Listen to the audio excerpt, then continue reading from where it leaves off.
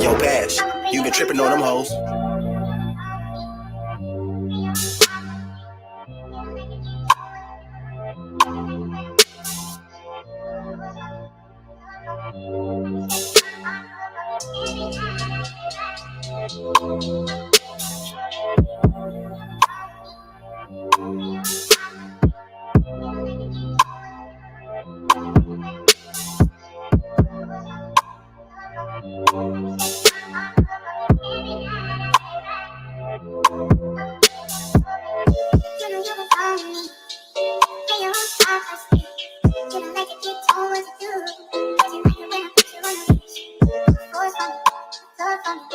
I can spend some more hardcore.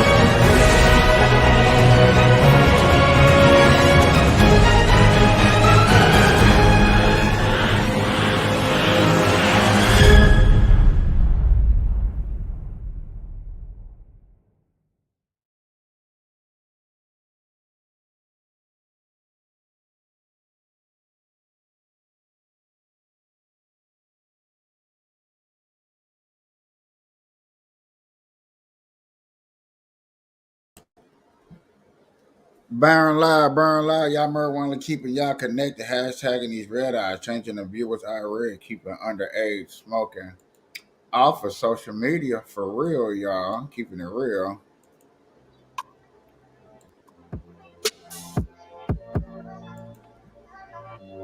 I ain't had no music in my background in my intro. What's good?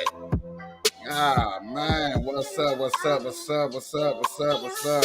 I gotta keep saying what's up because you know what I'm saying. Good morning, good afternoon, good evening, whatever time you're watching this. I gotta be thankful, dog. I just went back over the views of my progress of my last 4 or 5 shows, and I appreciate everybody that's been coming into here watching this. Let me say this in the beginning. I appreciate everybody that's been coming in here watching this. I do have a giveaway. Let me say this in the beginning too. If you can name the TV show that started the Clintons, the TV show was about the Clintons. You put it in the subscription. I'm giving away a free speaker. I'm giving away a free speaker because of all the stuff that's been going on with the Biden family. The Biden family has been an investigation. Hunter Biden just went to court today for a plea bargain. He thought he was gonna get in and get this little misdemeanor and come on out and just be chilling. They busted that boy Bubble. I said, nah. Basically, the charges is going like this, y'all. We would have gave you that misdemeanor, but you're trying to say that these other charges that are pending towards you, you want to excuse from, and some of them charges up there are actually misdemeanors, and we can't be letting that shit ride.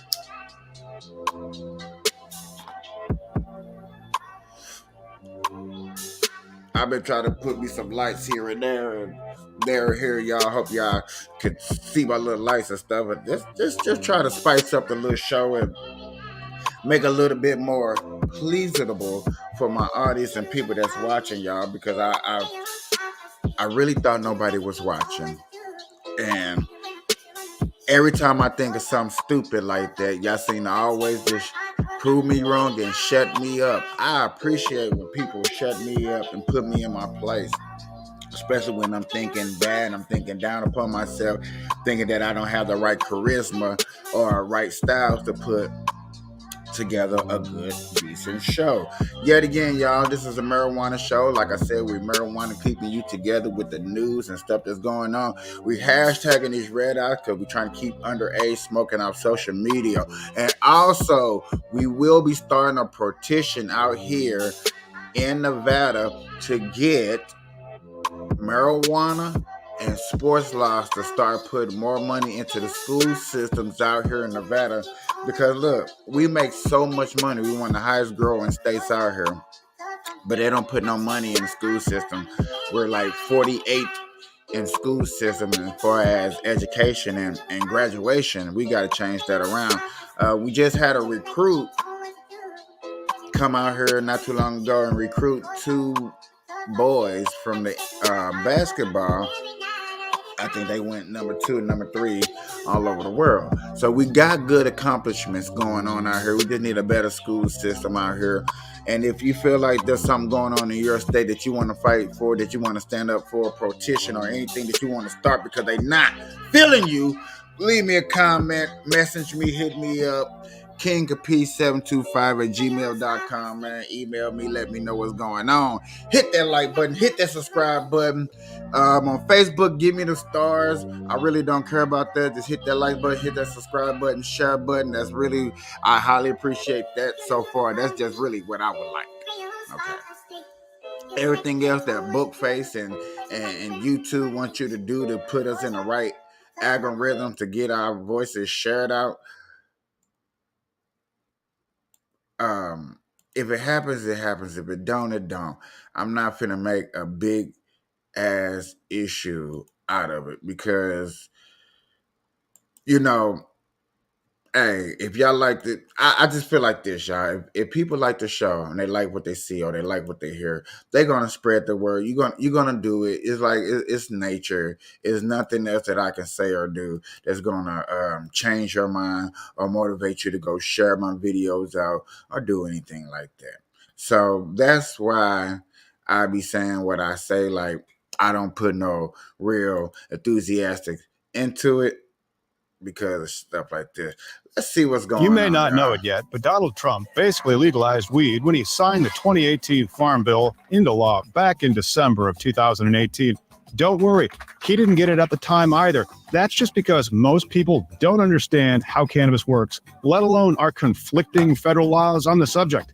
2018 changed the definition of marijuana into two completely different legal materials. One, marijuana has 0.3% Delta-9 THC or more, while all other cannabis and cannabis products with less than 0.3% Delta-9 THC is legally hemp under federal law. In this video, you will learn why that small distinction between marijuana and hemp resulted in over 99% of all cannabis being legalized federally. And if you stick around until the end of this video, you will learn about THCA flower and what company selling it directly to consumers as hemp in states that do not have a medical program. And there is no reason why you can't do it too. Both marijuana and hemp are legal terms of art under federal law.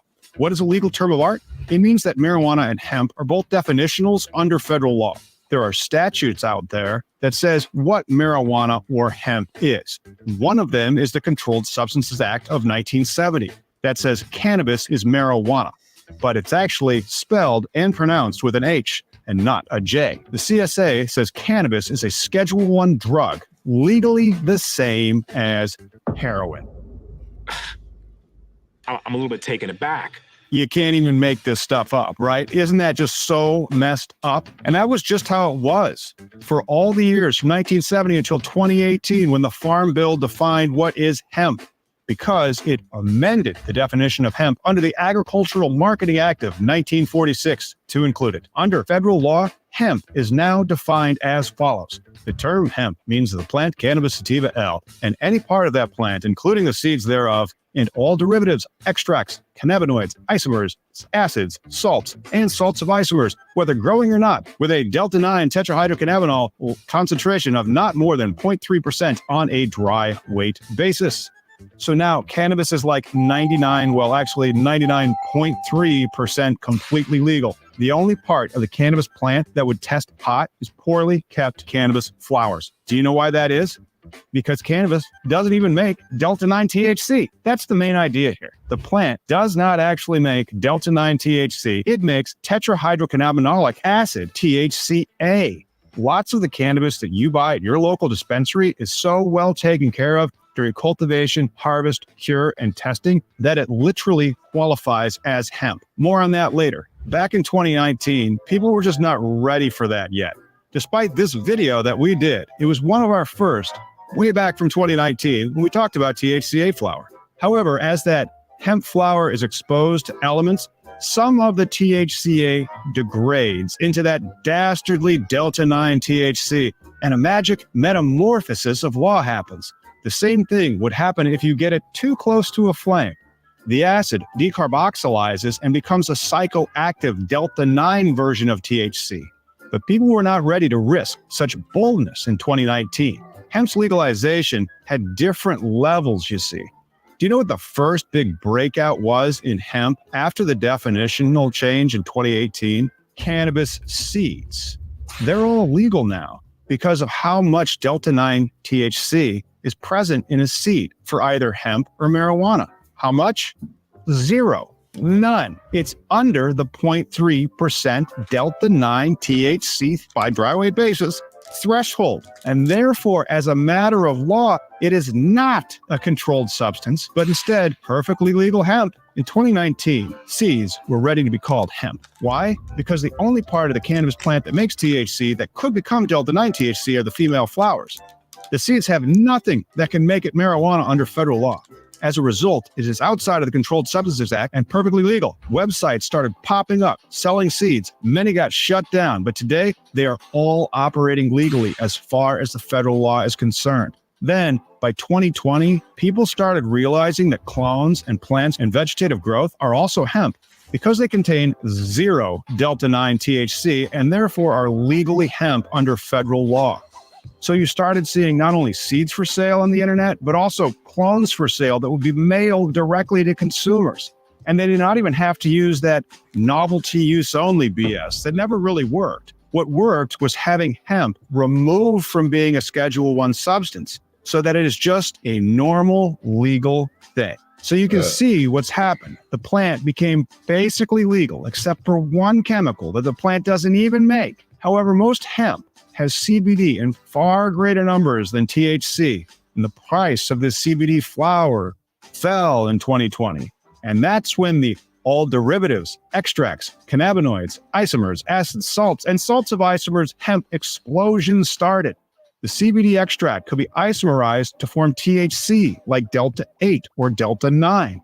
The definition of hemp under the statute says all derivatives, extracts, cannabinoids, isomers, acids, salts, and salts of isomers from the cannabis plant are hemp, so long as it's Delta 9 THC compliant. So companies started Delta 8 vape businesses. They registered trademarks to protect their brand, which resulted in lawsuits, as it does from time to time. But no court had yet said that all of this was legal. That changed with a lawsuit about Delta 8's legality. The AK Futures LLC versus Boyd Street Distro LLC case was decided by the United States Court of Appeals in the Ninth Circuit in May of 2022. In the case, a producer of Delta 8 THC products sued Boyd Street Distro LLC, competitor, for trademark and copyright infringement. Boyd Street Distro argued that the Delta 8 THC products at issue were illegal under federal law, and therefore AK Futures could not obtain trademark protection for them. This is a classic defense of saying what the other party is doing is illegal, so they can't enforce it. The Ninth Circuit rejected Boyd Street Distro's argument, holding that the Delta 8 THC products are indeed lawful under the 2018 Farm Bill and therefore eligible for trademark protection, unlike marijuana trademarks. The court reasoned that the Farm Act specifically exempted Delta 8 THC from the definition of marijuana under the Controlled Substances Act, and that exemption from the law allowed trademark protection. About the same time as this, edibles got into the act. You see, if you have a gummy bear that weighs 4 grams, that's 4,000 milligrams, so you can find out what a 0.3% dry weight basis of that gummy bear is, and you get 12 milligrams, which is actually 2 milligrams over the state's requirements for potency in edibles. In my state of Illinois, each serving has to be 10 milligrams or less, which is really weird. That a licensed THC business has a higher standard than a federally legal gummy bear that qualifies as hemp. So the new definition of hemp from the 2018 Farm Bill did not just legalize most of the cannabis plant, it also legalized cannabis edibles so long as they do not have more than a 0.3% THC by dry weight basis. Once again, this is what happens when people that are making the rules have no idea what they are doing.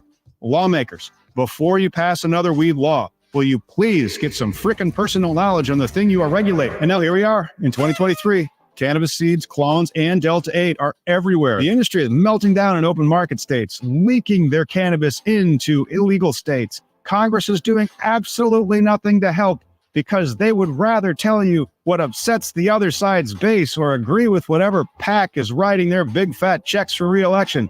So what's a cannabis company to do? I'll tell you what, THCA flower directly to the consumer. You basically get your dank weed, testing it so it is less than 0.3% Delta 9 THC, market as hemp, which is not a controlled substance, and the 2018 Farm Bill has explicit protections against interference with interstate commerce in the newly legal hemp market. Do you know what company is embracing this gray area in the legal cannabis industry? Cookies. They have started a direct-to-consumer THCA hemp flower business for all their popular strains, like Glue, Laughing Gas, Apples and Bananas, and even Burn Scotty. For $55 an eighth, you can get their hemp flower, but they're only shipping to states like Alabama, Alaska, Colorado, Maryland, Nevada, New Hampshire, New York, North Carolina, Oklahoma, Tennessee, Texas, Vermont, West Virginia, and Wyoming, where it is still completely illegal. So, where do we go from here? Hopefully, Congress will actually do its job and legalize all of the cannabis plant so we don't have to have this insanity.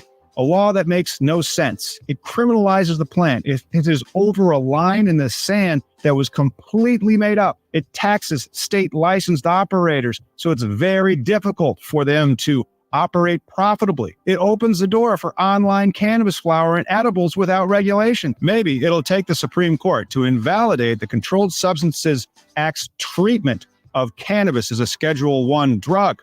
That's exactly what happened in the 1937 Marijuana Tax Stamp Act that had made it illegal for the 32 years from 1937 to 1969. We'll see. I'm Tom, the cannabis industry lawyer. You can catch me here on Cannabis Legalization News and over at my law blog, Cannabis Industry Lawyer. Tune into Cannabis Legalization News on Sunday and see what progress is going on.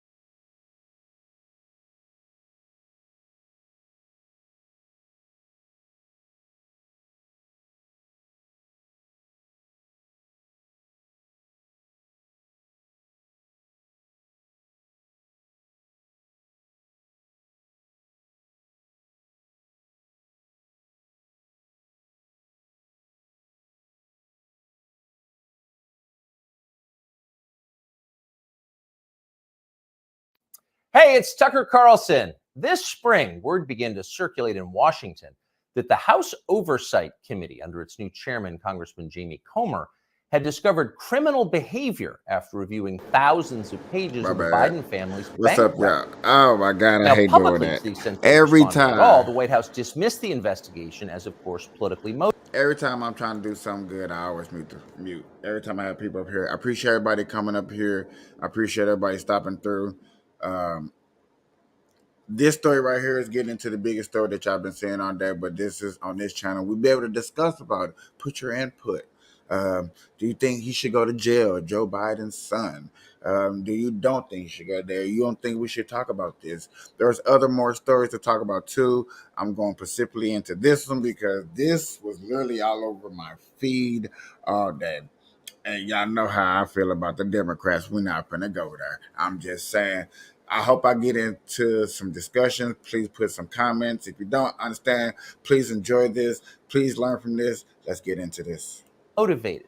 In any case, irrelevant. Hunter Biden was an adult, so his business dealings had nothing at all to do with his father, in this case, the President of the United States. But in private, everybody understood it wasn't quite that simple. There has long been overwhelming evidence that Joe and Hunter Biden's financial lives are not separate at all, but deeply intertwined. On Hunter Biden's laptop, there's a suggestion that the two of them even at one point shared a bank account. And of course, Hunter Biden wrote himself that he kicked back cash from his foreign business deals to his father. He wrote that bitterly. So the Oversight Committee's investigation was potentially a disaster for the White House, a scandal, possibly even the prelude to criminal charges. So in order to get ahead of all of that, Joe Biden's handlers did the one thing they could do. They set up an MSNBC interview to preemptively whitewash whatever Jamie Comer might find. Here's the results of that. This aired on May 5th. Sir, there is something personal that's affecting you. Your son, while there's no ties to you, could be charged by your Department of Justice. How will that impact your presidency? First of all, my son's done nothing wrong. I trust him. I have faith in him. And it impacts my presidency by making me feel proud of him. Okay, time for the master class for free. You can audit it. Here it goes. Sir, showing appropriate respect, says the shill, there is something personal that's affecting you. Note the wording. Personal, not of public concern, nothing law enforcement might be interested in, but personal, a sad family tragedy. That's the framing. And then this, a sentence choreographed to the letter. Your son, while there's no ties to you, could be charged by your Department of Justice. Got that? Well, there's no tie to you. So the answer is, in fact, in the question. Whatever Hunter Biden goes down for, and we know he is going to be charged because MSNBC said so. But when that happens, that's Hunter's problem. It's got nothing to do with Joe Biden. Rest easy, America. 5 days later, the Oversight Committee released its findings, and they were, in fact, devastating. Quote, bank records show the Biden family, their business associates, and their companies. So y'all know he's gonna break down the whole entire story. I'm just hope y'all got your good week. But this is Tucker, y'all, man. I know a lot of people ain't seen Tucker in a minute, bro. Tucker is the best reporter in his business. Many companies received over $10 million from foreign nationals and their related companies, the committee wrote. Investigators had, quote, identified payments to Biden family members from foreign companies while Joe Biden served as vice president and after he left public office. So actually, there was something there. It was a scandal. Racketeering, money laundering, wire fraud. Those are some of the crimes the Bidens seem to have committed, in addition, of course, to selling out the United States for cash. So what would happen to them? Well, Donald Trump had an idea, quote, they'll hit Hunter with something small to make their strike on me look fair. Trump wrote that about 2 weeks ago, and it turned out those were prescient words. This morning, Hunter Biden pleaded guilty to pretty much nothing. Biden pled to 2 misdemeanor tax evasion charges, then entered a diversion on a federal gun charge. That's it. As far as Merrick Garland's Justice Department is concerned, Hunter Biden is done. There was no pre-dawn raid carried live simultaneously on CNN. There was no perp walk, no handcuffs, no press conference. Above all, there was no felony. Hunter Biden, who broke federal gun laws, can still carry a gun. It's like it all never happened. In fact, the Justice Department just baptized Hunter Biden, a lifetime of sins washed away in an instant. It was a secular miracle. Most miraculous of all, Hunter Biden somehow escaped a FARA charge. FARA is the Foreign Agent Registration Act, and it is exactly what its name suggests. Under federal law, if you are acting as an agent of a foreign nation in Washington, you are required to register with our government to let everybody know. Well, for decades, pretty much nobody in Washington did register under FARA, and precisely no one was ever prosecuted for it. No one. But starting several years ago, the Justice Department began sending people to prison on FARA violations. The official explanation was, we're cracking down on foreign influence in Washington. And of course, privately, everyone in Washington laughed. They knew that was absurd. In fact, it's the opposite of the truth. Foreign powers have never had more power in Washington. Their agents are everywhere, in every federal agency and throughout business, down to and including in executive positions at various social media companies. The Biden administration knows all of this, and it's not a problem. In fact, it's their policy. From the administration's perspective, the concerns and the demands of, say, the Chinese government, or particularly the Ukrainian government, are far more important than the needs of American voters. We're cracking down on foreign influence. Please. The point, the only point of enforcing FARA, after decades of ignoring it, is to harass and imprison high-profile political opponents. Trump donor Elliot Broidy pled to a FARA violation a few years ago. So did Trump campaign manager, famously Paul Manafort. He went to prison. Last year, the DOJ went after Trump confidant Steve Wynn under FARA. But in the end, the Biden administration overreached so comically that the whole thing was thrown out by a judge. But they tried. So as long as they're trying, if it was a fair system, Hunter Biden would be first on the list of those next to be charged with a FARA violation. In fact, many of them. Hunter Biden was a foreign agent. He never registered as one. But for years, that's exactly what he was. He sold access to his father and other lawmakers to the Chinese and the Ukrainians and countries throughout the world. There's no debate about that. The FBI has known about it for years. For years, they've had possession of Hunter Biden's laptop.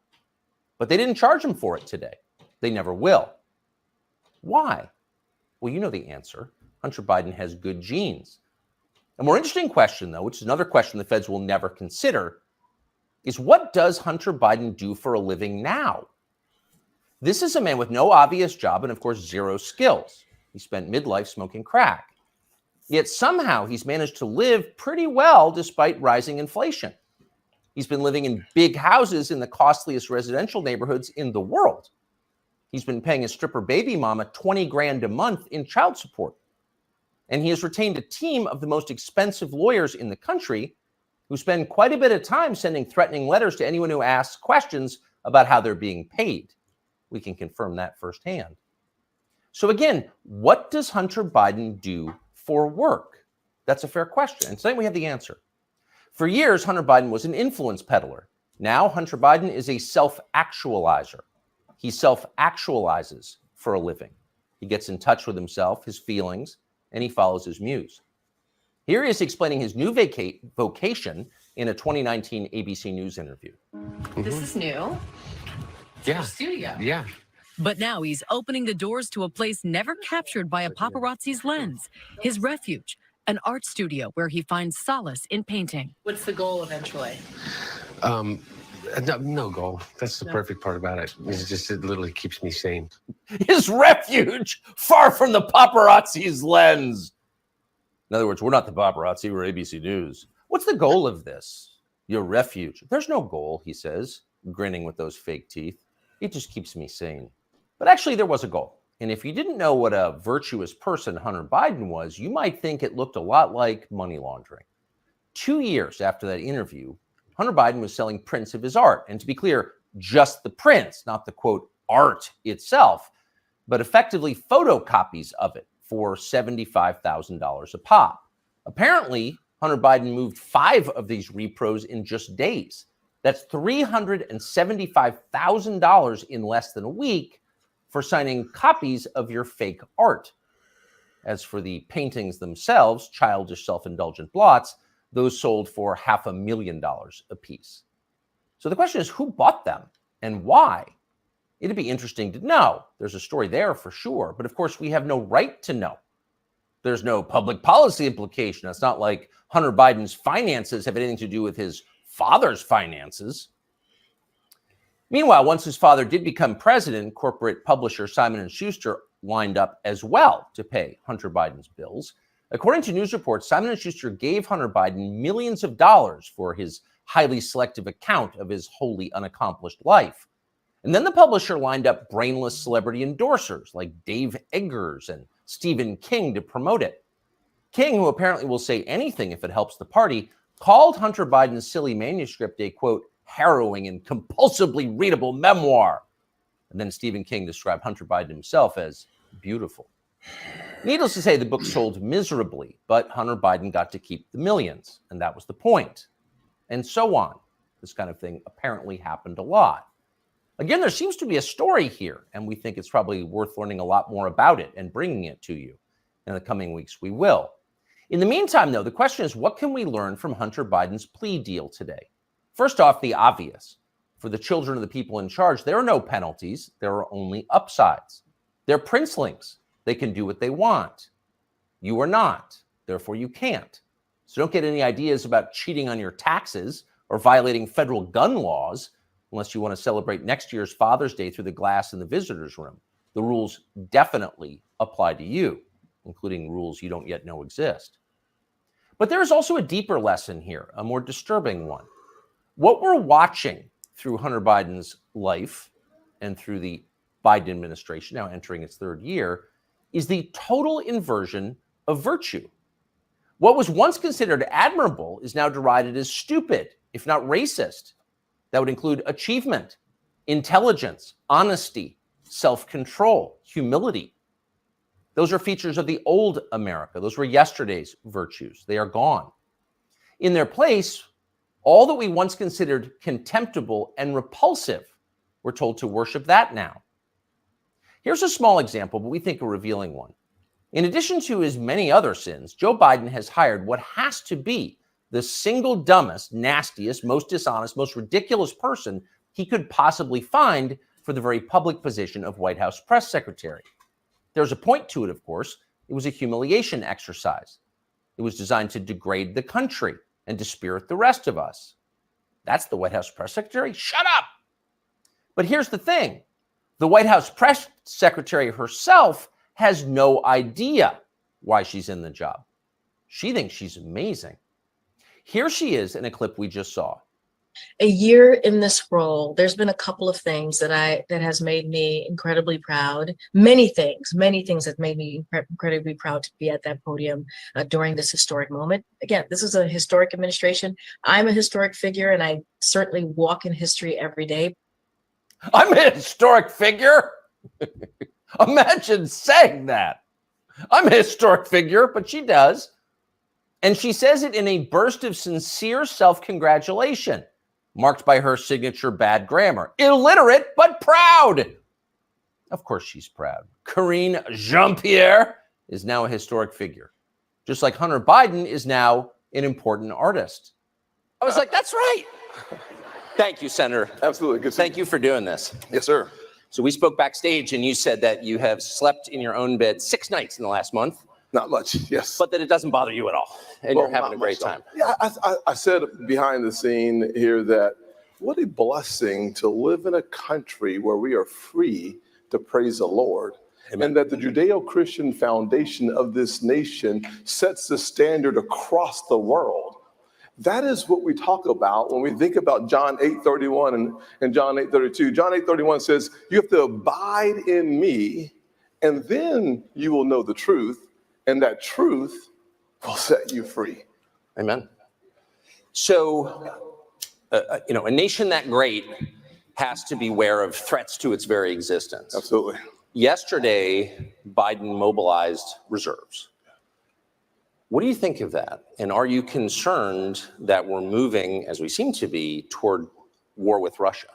Yeah, so I would say that without any question, we should never allow American soldiers to be engulfed into the challenge between Ukraine and Russia. Our boots on the ground should not be there. The ability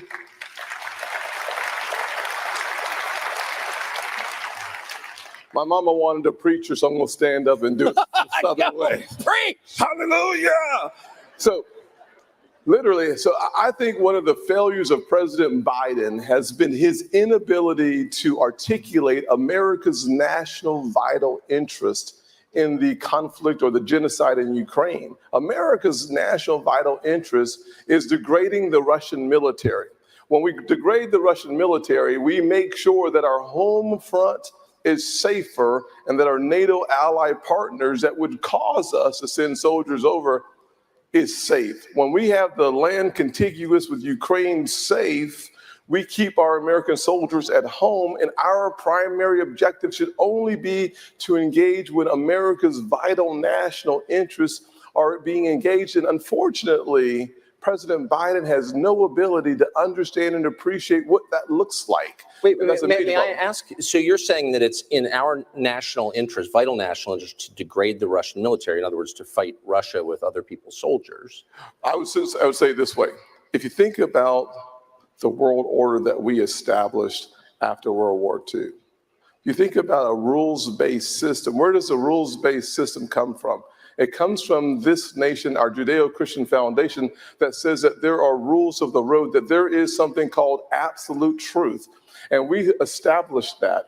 As a part of that absolute truth, what we're trying to do is make sure that our home front remains safe. Keeping our home front safe means that evaluating the actual threats to our country. The most immediate military threat that could happen is Russia. Why is a good question. You look at their 6th generation jets, you look at their hypersonic weapons, you look at their nuclear arsenal. Everything that we do that degrades the Russian military is good for America. You look at the long-term threat to our nation, it's China. Their existential threat that we face long-term becomes China. You look at this rising axis of evil that we're seeing being formed. It's Russia, China, and Iran. Breaking that to pieces before it gets started, I think, is in our vital interest. So on the day last February that Russia invaded eastern Ukraine, Russia and China were not allied.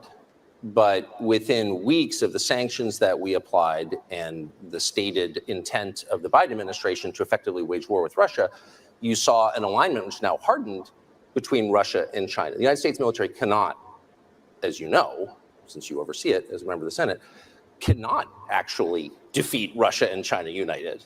And so it would seem that the Biden policies have created a larger threat, no? Well, I would say it by looking back to 2014. There are 2 times that we've seen incursions in Ukraine that create peril for America. The first time was under President Obama when he drew that red line in Syria and nothing happened, which gave permission to Putin to come in and take Crimea. The second time we saw was when President Biden sat back and watched as Scholz in Germany led the Western alliance to provide resources to Ukraine, which was a mistake colossal on our part. So what you saw was President Biden saying to Putin, I'm going to give you a list of areas that we don't want you to have cyber attacks. Weakness. Second thing we saw, President Biden said, gosh, you know what? If you just take parts of it, it's okay. Well, when we have NATO territory that's contiguous, bombs, missiles on NATO territory creates a real challenge for our nation. Well, you can see how it could become, the Third World War very quickly. So why not force a peace? How would you do that? Well, you could tell Ukraine, and they are a client state of the United States, without American backing, there's kind of no Ukraine. We're literally paying the salaries of their bureaucrats. We want you to sit down, as they tried to do, but were stopped by our government, and stop this war. Yeah. And reach a peace as one does, where both sides, concede some of their interests. Like, why wouldn't that be in our interest to do that? I think the faster we get to peace, the better off we are. What we don't want to do, from my perspective, is allow ourselves to ask for a premature peace that cannot be achieved as the alliances continue to come together. To the extent that we can find our path out of this situation, the better off we are. So what's the point at which we'll know that we've achieved our goal? And I say that within the context of having watched 20 years of occupation in Afghanistan, where nobody could answer the question, what's the point? Yes. And no one in Congress ever asked that question, amazingly. So what is the specific goal here? Yeah, so I would say that the objective should be for Zelensky and Ukraine to be able to achieve victory by maintaining as much of their territory as they possibly can, and then seeing the resources that we've deployed, along with our Western alliances, achieving the peace that I believe comes when you get these 2 folks to sit down and have a conversation that allows them to determine where those lines will be drawn for the next 100 years. Okay. Where are you on the matter of sending cluster bombs to the Ukrainian military? Well, if I was president of the United States, we wouldn't have to. Here's what you saw. But now that we have, what do you think of it? Well, I mean, I think they're there. So here's what I would suggest is that, well, they're not. I don't think they're there yet. Do you think that we should send them? I think that the mistake is when you have President Biden saying to the world that here are a host of weapons that we no longer have the ammunition to supply. You have a request coming from Ukraine saying we need more of the weapons that you say you don't have to provide. As opposed to keeping top secret information in your closet, you go to the front pages of every news station, you go to the screens, and President Biden says to the world, we don't have the ammunition. And so what you see from Ukraine is they say, send the cluster bombs over. Under my administration, we would have the resources in a defense industrial complex that provides the weapons that we need and our Western allies need. We wouldn't be in this position at all. Do you think he should send them? I wouldn't have to. He already has agreed to do so. Huh. Let me ask you a sort of non-Ukraine question. So I was just in Eastern Europe, much poorer than the United States. But one thing you notice in the cities I have visited there is that there aren't a lot of, really any, drug addicts living on the streets, ODing on the streets. The so-called homeless problem, which is a huge feature of life in this country, doesn't kind of exist or seem to exist there.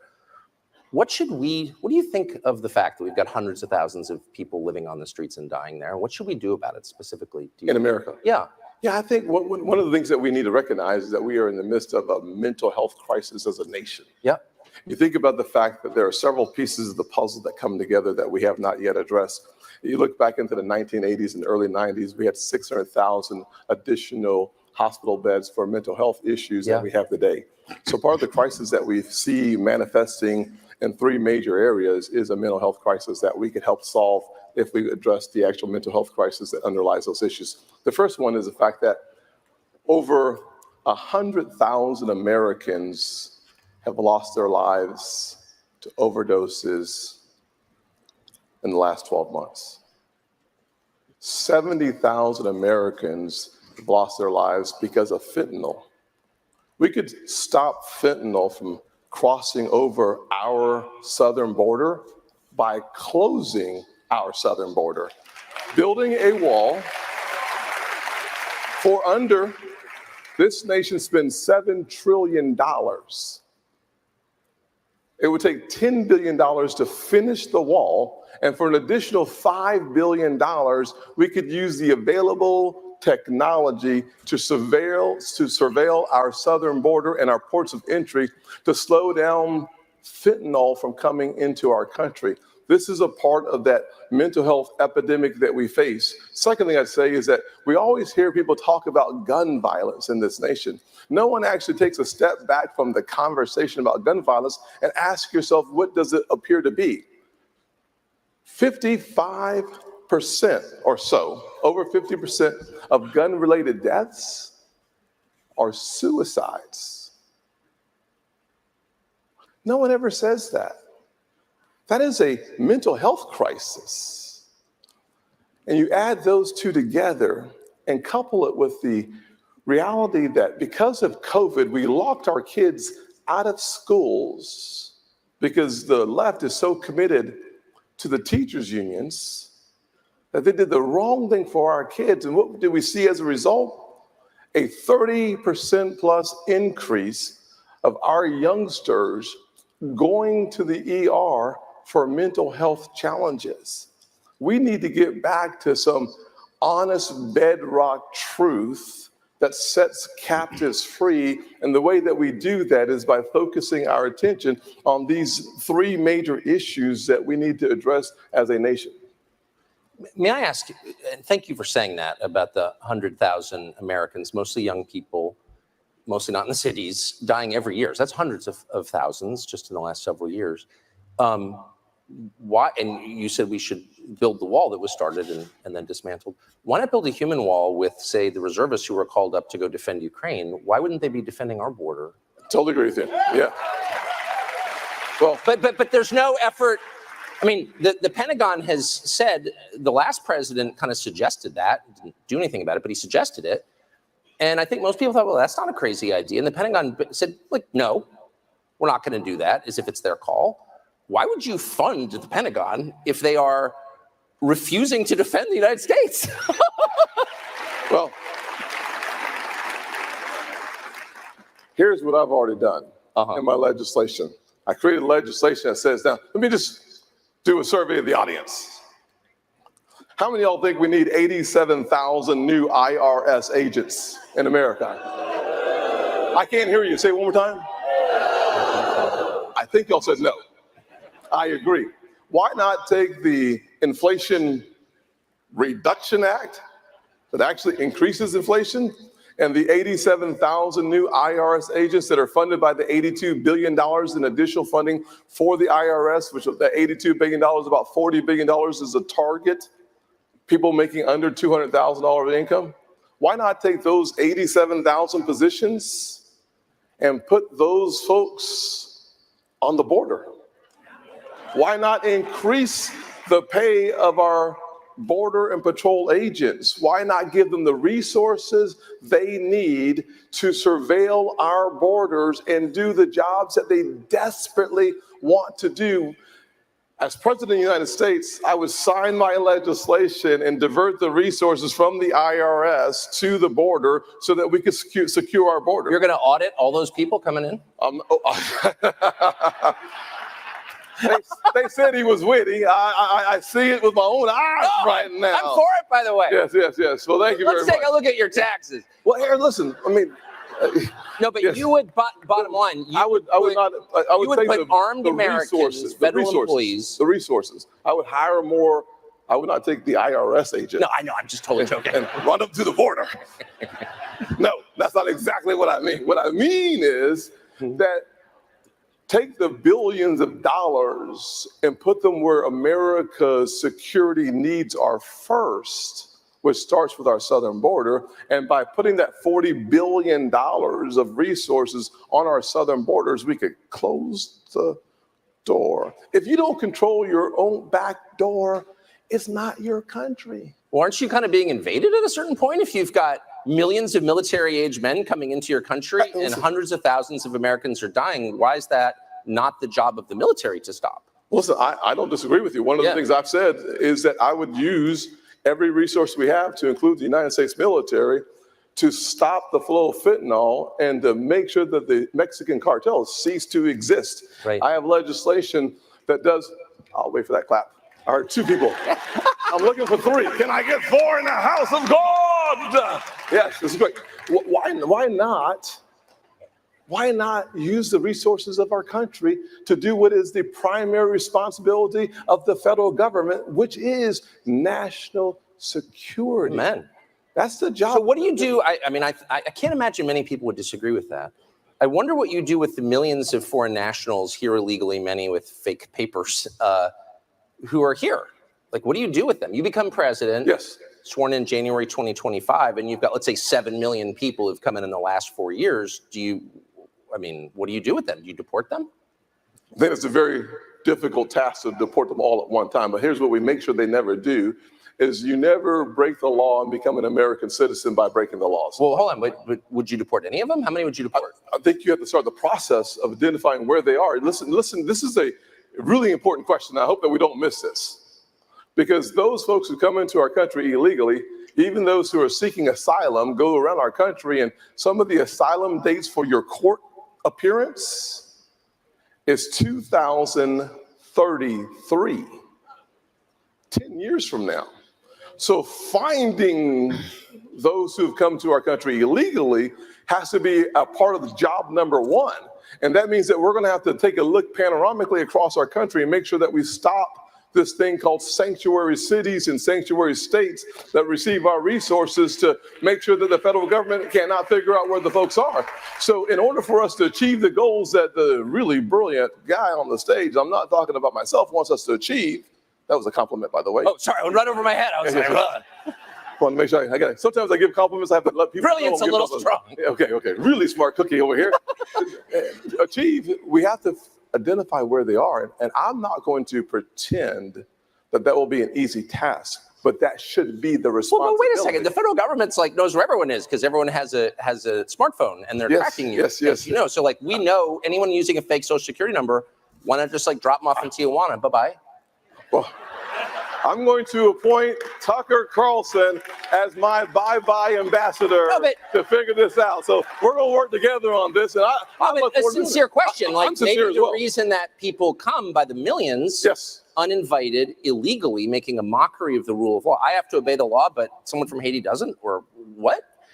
But they come because they know that no politician will say, come and you're leaving. They don't put up with this in Japan. Absolutely. Well, they don't put up with you're gone.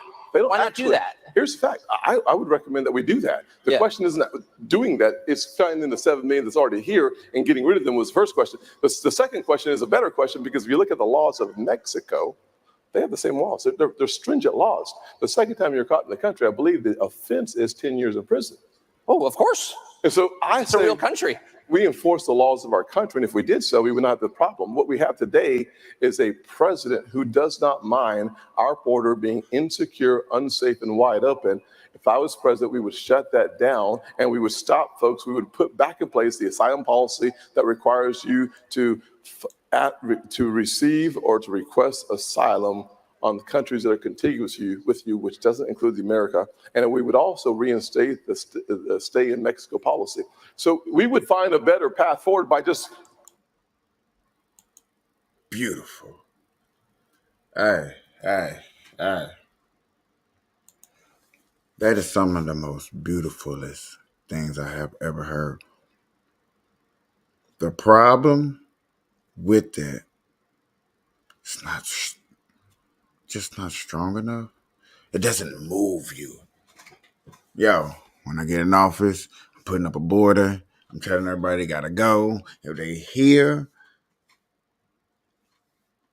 They're here during the Biden administration. There go. And we ain't gonna even we're not even gonna charge you, bro. We're not even gonna press no charges, none of that. We're just gonna send you on back. You know what I'm saying? We're gonna put you on the labo. Matter of fact, you know what? We're gonna do one even special so everybody that wanna hate and wanna cry, wanna boo-hoo about people going back to Mexico and back, we're gonna send them on a cruise ship. You know what I'm saying? We're gonna make sure they eat real good. We're gonna fatten them up real juicy. You know what I'm saying? We're going to send them back. We're going to send them back to their countries. Oh, nice. You know what I'm saying? Yeah. Yeah, I'm with that. I'm down. You know. Make sure they get a nice Nike book bag, put a t-shirt in there, some pants, you know, some good walking shoes. Make sure they get some water bottles, you know what I'm saying? Get them space peanut butter and jelly things that they be having. I'm telling you, it'll be one of the best presentable things you ever met, y'all. I'm telling you, just like it'd be delicious. I like that. But if he has some more if we said it from down here from the guts to make us really feel like, yeah, bro, that's what you're talking about, bro. I bet you everybody that watched that, and I appreciate people staying in, you still did not want to give him the. Did you? Did you want to stick your fist out and give him the pound? Like, man, I felt you.